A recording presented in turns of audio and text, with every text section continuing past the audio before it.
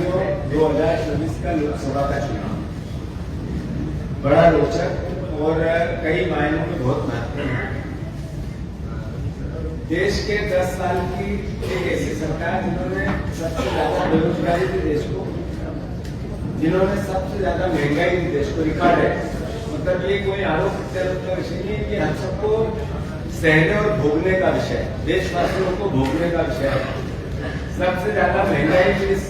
पूरे देश को, किसानों की आत्महत्या, किसानों के कर्ज में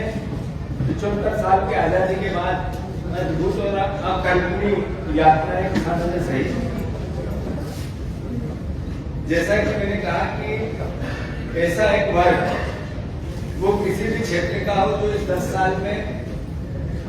सरकारी यात्राओं से जिसने अपने आप को परेशान होते हुए नहीं देखा, इस के बाद का ये चुनाव। साथियों, एक तरफ था कांग्रेस का घोषणा पत्र, जिसकी चर्चा लगातार विपक्ष और देश के प्रधानमंत्री करते रहे, देश की मीडिया करती रही, देश का आम नागरिक करता रहा और हम भी करते रहे, जिसमें हमने देश में बेरोजगारी समाप्त करने की बात करी, देश में हमने महंगाई को कम करने की बात करी, देश की अर्थव्यवस्था कैसे उठे, इसको लेकर हमने अपनी कार्य योजना बनाई।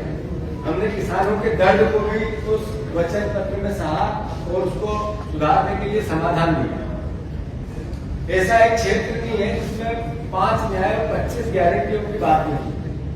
और उसी की चर्चा देश के प्रधानमंत्री, बीजेपी और मीडिया ने की। मैं सोचता हूं कि ऐसे में बीजेपी का वचन पत्र क्या था या घोषणा पत्र क्या था, शायद आज भी इसकी हम चर्चा करें तो मीडिया का भी एक बहुत बड़ा वर्ग उसको नहीं बता सकता। मीडिया का एक भी किसी डिबेट में एक दिन, जिस दिन नरेंद्र मोदी जी ने और भारतीय जनता पार्टी ने बीजेपी का वचन पत्र देश के सामने इस बार रखा, उनके फोटोओं के अलावा 70 फोटो कुछ अखबार मीडिया में आए थे, उसके अलावा कुछ नहीं दिखा। तो जो चर्चा हुई वो कांग्रेस के घोषणा पत्र के इस चुनाव में, जैसा मैंने कहा कि इन सब के बावजूद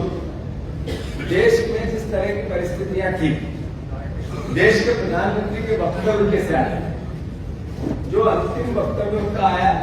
वो हमने सबने देखा कि गुस्से में वो कह रहे हैं कि नरेंद्र मोदी अगर बोलने लगा अभी मैं चुप हूं, तो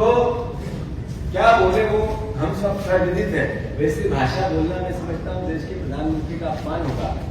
पर उन्होंने डराने और धमकाने की भाषा का उपयोग देश के प्रधानमंत्री ने जनसभाओं में किया।